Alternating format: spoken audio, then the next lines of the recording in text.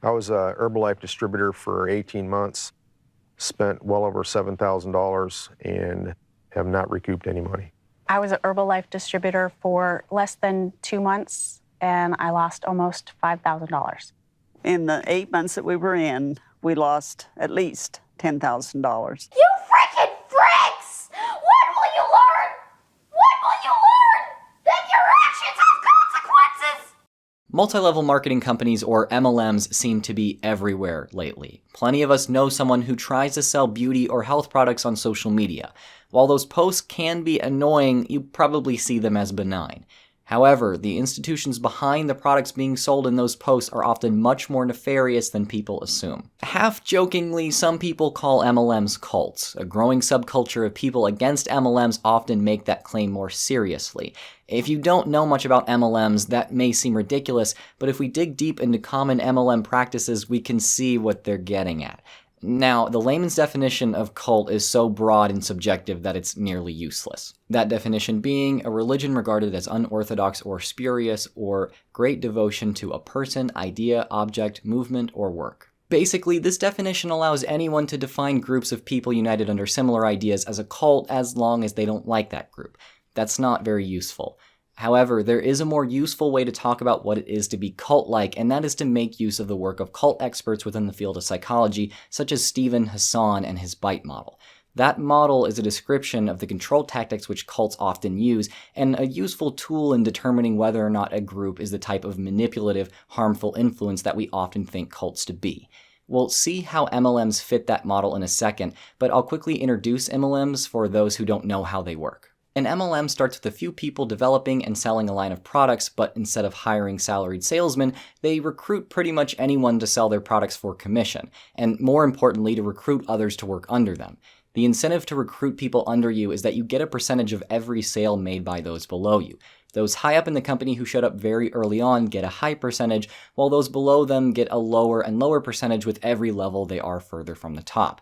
This means that the best way to make money in an MLM is to recruit as many salespeople under you as possible. Essentially, you want to build this shape. How curious. Unfortunately, the overwhelming majority of consultants or distributors, people who sign up to sell MLM products, not only fail to make a sustainable profit, but fail to make any money at all. Most consultants actually lose money. According to a study made by Dr. John M. Taylor, which was made publicly available by the FTC, 99.6% of MLM recruits lose money. That's actually worse than classic no-product pyramid schemes and even less lucrative than literally playing roulette in Vegas. Now that we've gotten that out of the way, let's use Hassan's BITE model to explore whether MLMs use any cult-like manipulation tactics. Keep in mind that MLMs differ from company to company, so not all MLMs relate to the BITE model the same way. If you want to determine how manipulative and cult-like a specific MLM is, go through the model yourself and see how it fits with what I'm about to describe. The BITE in BITE model stands for behavior control, information control, thought control, and emotional control. The model lists specific control tactics under each mode of control, so we'll go through each action to see exactly what applies to MLMs. The more that apply, the more manipulative and cult-like. Behavior control. Promote dependence and obedience. MLMs usually promote using and selling their products as a lifestyle, one that allows you financial freedom, good health, and more time with your family as you work from home. They encourage consultants to maintain that lifestyle by quitting their jobs to sell MLM products full-time and to use their products exclusively in whatever function they provide. Also, the consultants above you, your so-called upline, often monitor your performance and influence your activity in the company. This is promoting dependence and obedience. Modify behavior with rewards and punishments. Obviously, in a sales environment, there are rewards for making sales, and in MLMs, ranks are awarded based on monthly sales and stripped away whenever monthly quotas aren't met. Although this isn't exclusive to MLMs, as most sales environments behave somewhat like this. Dictate where and with whom you live. Not that I know of, no. Restrict or control sexuality. Again, not that I know of. Control clothing and hairstyle. MLMs that sell wearable products often demand that consultants use them exclusively. You risk getting in trouble with your upline if you violate this rule. In the makeup MLM Unique, for example, consultants are not allowed to make visible use of or talk about other makeup brands on social media. Regulate what and how much you eat and drink. Tons of MLMs, which I call alt-med MLMs, sell supplements and health foods. Consultants in these are expected to use the products they sell and to put that use on display. Exclusivity is often demanded here too. Also, consultants for these brands sell and recruit by telling others how to eat, drink, and use supplements. This is a type of regulation. Deprive you of 7 to 9 hours of sleep. Not that I know of, no. Exploit you financially. Absolutely. Obviously, less than half of 1% of all consultants make any money at all, but potential recruits are nearly always sold the idea of an exciting, lucrative opportunity. We've been able to quit our day job and focus on our young living business. MLMs sell you the dream while knowing full well that it's nearly statistically impossible for you to achieve that dream. On top of that, MLMs like Lularoe often don't allow returns and don't allow consultants to only stock items they sell most, but require them to buy an almost random assortment of products for inventory stocking, meaning consultants always buy more than they can sell and make their money back on. I have all this merchandise and I need to sell it. On top of that, many MLM products are much more expensive than non-MLM products of the same type and are lower quality. Restrict leisure time and activities. You're likely to be encouraged to drop so-called distractions from selling and recruiting. These can include leisure time and activities. However, this isn't always direct and insistent enough to warrant being called manipulation. Require you to seek permission for major decisions. Outside of the company, not usually, no. Information control. Deliberately withhold and distort information. Definitely. Again, it's nearly impossible to succeed within an MLM, but distributors are constantly fed false hope so that they'll keep selling. The second year, you'll make $125,000. They're never told just how certain failure has proven to be. Also, many MLMs distort the truth about their products. Alt-med MLMs often sell untested, unregulated supplements, which they claim to do all kinds of things that they've never been demonstrated to do. They also make up arbitrary certifications and purity standards to imply external testing and product superiority. CPTG, Certified Pure Therapeutic Grade. They rely on naturalness bias and meaningless buzzwords to sell products. Natural products free of toxins and synthetic chemicals. Finally, conspiracies about vaccines, cancer cures, the FDA, the FTC, and the government in general run rampant through MLMs. This, of course, paints MLMs as a safe haven where some of the only safe products out there can be found. Doterra, Young Living, and some of these other companies, the reason they're after you guys is because your products work. Forbid you from speaking with ex-members and critics. It's often encouraged to stay away from ex-members as they're called haters and sour grapes who will just drag you down and keep you from success. Many people even encourage cutting off friends and family members who don't support MLMs. So that sisterhood is, in my mind, almost like a cult sisterhood. When I started speaking out, those friends dropped off, the ones that were still in Lularoe. Discourage access to non-cult sources of information. Like I said, conspiracies about institutions outside of the MLM propagate wildly. The FDA and FTC are supposedly out to get MLMs, so any information they provide is suspect. Listening to ex-members and critics is also discouraged, and in many MLMs, certain information about the company is privileged only to those who have reached higher ranks. Why does that sound so familiar? Usually to hear the Secret Doctrine, you have to be in the church for several years, Stan.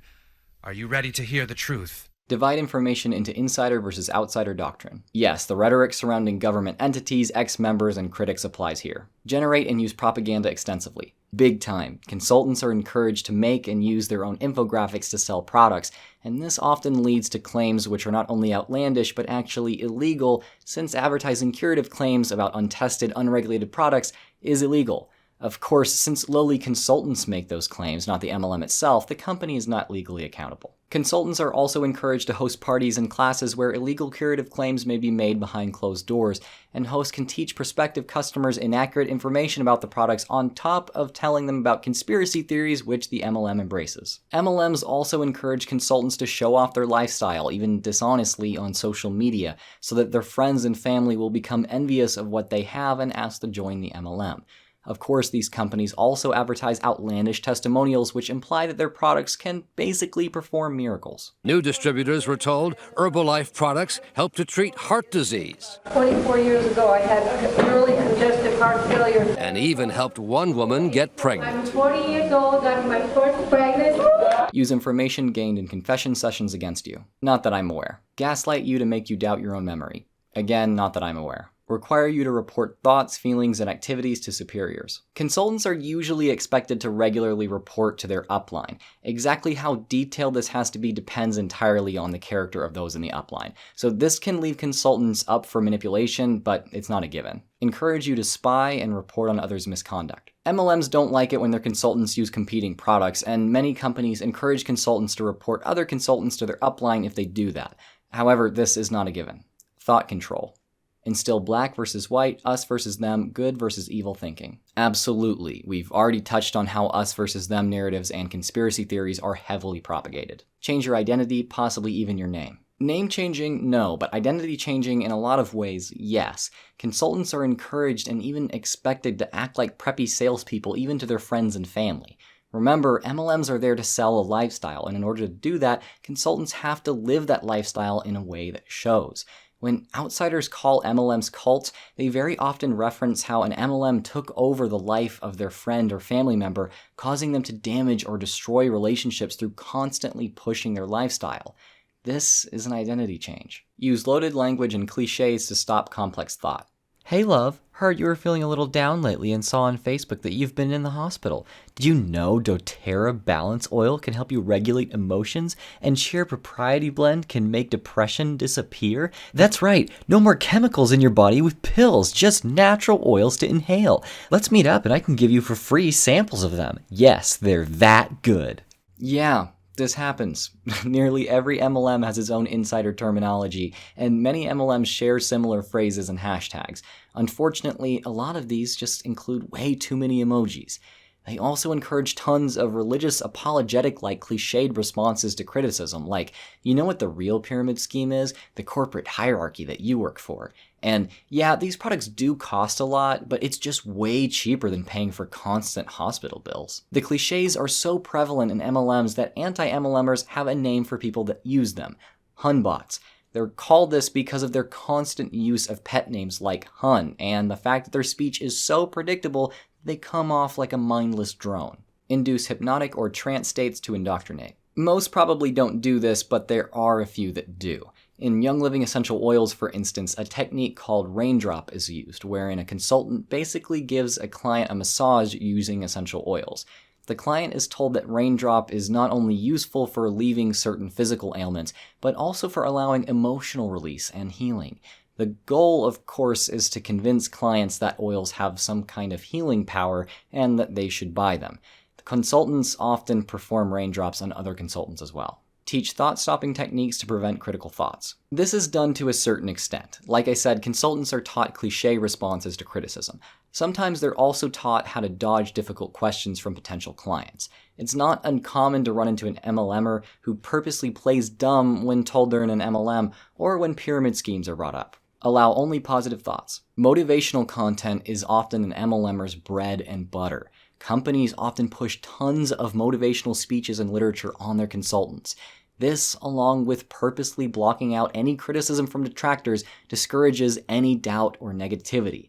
Of course, it makes perfect sense for MLMers to constantly motivate their consultants, since attempting to make a career out of sales without experience is incredibly risky. Motivational content keeps consultants buying inventory, and encouraging a hyper-positive attitude helps the company sell. Use excessive meditation, singing, prayer, and chanting to block thoughts. Not necessarily. However, many companies host conferences which behave similarly to charismatic religious services. These are designed to invoke powerful emotional and even spiritual experiences in attendees. After experiencing something incredible at a conference, consultants are to shake off their doubts and work toward their dreams harder than ever. This isn't a consistent form of thought blocking, but it's worth a mention. Reject rational analysis, critical thinking, and doubt. Given that MLMs often teach cliché defenses against criticism and avoidance of hard questions, and encourage appeals to biases like naturalness bias, conspiratorial thinking about science-driven government entities, and blocking out critical friends and family, I think we can safely say they reject rationality, critical thinking, and doubt. Emotional control. Instill irrational fears of questioning or leaving the group. There's a common narrative in these companies that their products are the only way to financial freedom and good health for your family. If you leave the company, you have no chance of achieving your dreams. You'll end up poor and your family will be unhealthy. Consultants are guilted into staying involved because if they leave, it just goes to show how little they care about their family's well-being. Label some emotions as evil, worldly, sinful, or wrong. Somewhat. Consultants are expected to stay incredibly positive in order to attract and impress customers. An unhappy consultant is a failing consultant. Teach emotion-stopping techniques to prevent anger and homesickness. Not that I'm aware. promote feelings of guilt, shame, and unworthiness. Like I said, consultants can be made to feel guilty for thinking of leaving. The bigger guilt trip, though, is one that consultants use to recruit women into the company. Women are guilted for having regular jobs, as consultants tell them it would be much better for their children if they were to work from home with an MLM. Of course, if you stay at your regular job, you don't really care about your kids. So yeah, basically #bossbabe and girlboss are just thin veils for sexism. Shower you with praise and attention, love bombing. Definitely, at consultant-hosted selling parties, attendees are showered with attention and affection so that they'll feel the MLM offers a loving community they can join. This happens at conferences too. Compliments are also a common part of sales pitches to friends and acquaintances. Threaten your friends and family. Not that I know of. Shun you if you disobey or disbelieve. Of course, if you stop listening to your upline or stop believing in the products, you'll have to leave. And as we know, consultants are discouraged from listening to the haters and sour grapes that are ex-members. And finally, teach that there is no happiness or peace outside the group. The idea is that living the MLM lifestyle is the obvious best way to live. If you don't try to achieve it, you're seriously missing out and not living to your fullest potential. Working a normal job is to lose the incredible wealth and happiness that the MLM brings. It seems that MLMs have a way of hitting almost every single point on the BITE model. They can definitely vary given that basically anyone can work for one, but the traits we've discussed here are common. We can't take this and say that all MLMs are cults, but we can say that numerous cult-like tendencies are common in MLMs. If you want to determine just how cult-like a certain MLM is, take it through the BITE model. And if you're watching this as someone involved with an MLM and you recognize behaviors of your own company being mentioned here, I'm sorry to say, you might be in a cult. Thanks for watching. I've been Drew of Genetically Modified Skeptic. Shout out to the anti-MLM subreddit and the Sounds Like MLM But Okay podcast and Facebook group. I highly recommend you check out all that, links in the description. As always, praise be unto Adam, my top patron and personal Lord and Savior, for making this video possible. Go ahead and subscribe, check out my Patreon, follow me on Twitter and Facebook at GM Skeptic, join my new Discord, and until next time, stay skeptical.